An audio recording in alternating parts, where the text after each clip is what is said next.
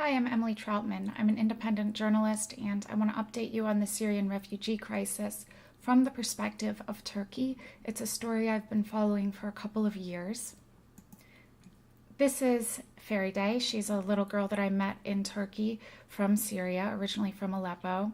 And when I first visited her, she's just a baby. She was a little bit underdeveloped. You see in the picture on the left, she's drinking a baby bottle with tea in it. It's actually tea and sugar. This is a very common hunger solution for people in the region. When her family first arrived, they didn't have money for food. Most Syrian refugees in Turkey have not received any food aid. I visited with Fairy Day a year later, and you can see now she's smiling with her mouth closed. She's self-conscious because her teeth have rotted. They're actually black now. This is her sister, Fatima. She's almost 13. That's how she would say it. She's 12 years old in the picture on the right. In the picture on the left, she's about a year younger. Her childhood got fast-forwarded quite a bit because she had to go to work to support her family.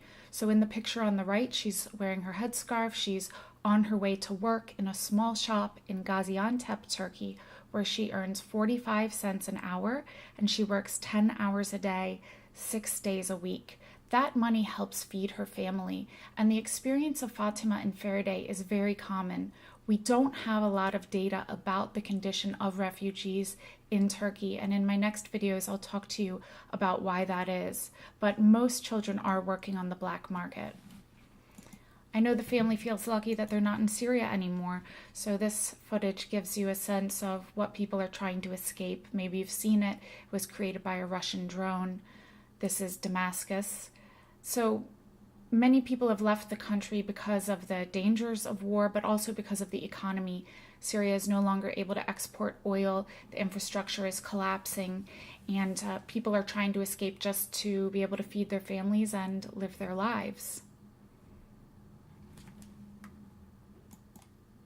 I met this particular family in Gaziantep, which is about 2 hours from Aleppo, which is in Syria, and Aleppo has been really badly damaged by Russian bombs.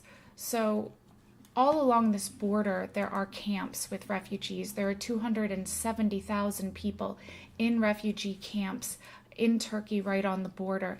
But most refugees in Turkey do not live in camps. They're like Fairy Day and Fatima, and they just live dispersed. They're called urban or non-camp refugees. There are 4.8 million people who have fled Syria since 2011, and most of them are in Turkey. 2.7 million refugees from Syria are in Turkey, which means that there are more refugees in Turkey right now than in any other country in the world. Now, many of them are trying to leave Turkey because of the conditions that I described. So if you were from Homs, you might travel to Ufra, then to Istanbul, then to Bulgaria. This is a map from the International Organization for Migration. It shows how people move in the region, not just refugees, but migrants as well. And you can see they're mostly moving up through the global south into the more developed countries in the north. Just since January, 175,000 people have come to Europe through the Mediterranean. And that number has caused a lot of distress in Europe, which already felt very pressured by these influxes of refugees and immigrants. So 1 million people came in 2015 to Europe. We know that about half of those were Syrians, and then also a lot of Afghan and Iraqi refugees as well. Because of the very high numbers that have happened just since January, Europe closed its doors essentially. So there was a wave-through policy in effect where countries would let refugees basically walk through their country on the way to somewhere more prosperous in Central Europe, like Germany, France, or the UK. A lot of refugees are just looking for places where they can find economic prosperity. Sometimes they're trying to reconnect with their families that are already in Europe. So 57,000 refugees are stuck.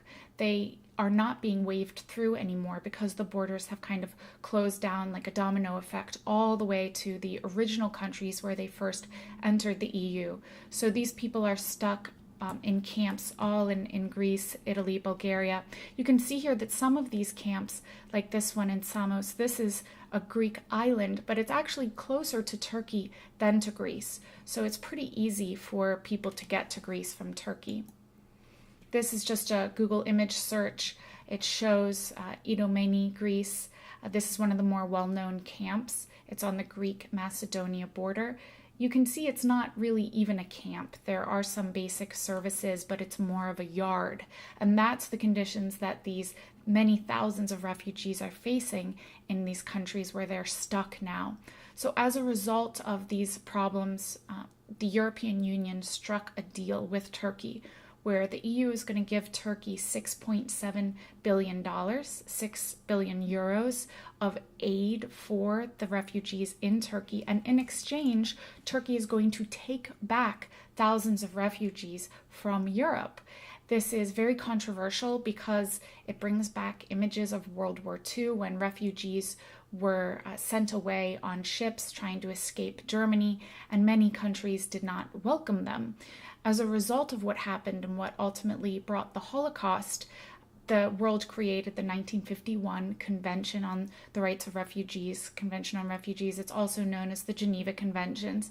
It's supposed to protect people from mass deportations like this, but the EU is trying to work around this law, which has caused a great deal of controversy.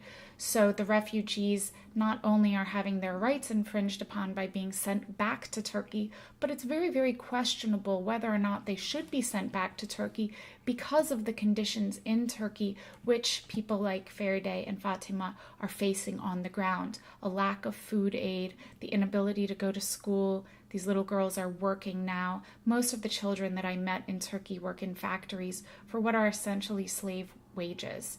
So in my next couple of videos, I'll talk to you about further about the legal ramifications of sending these refugees back to Turkey, and also what waits for them there and why we know so little about their conditions. Thank you.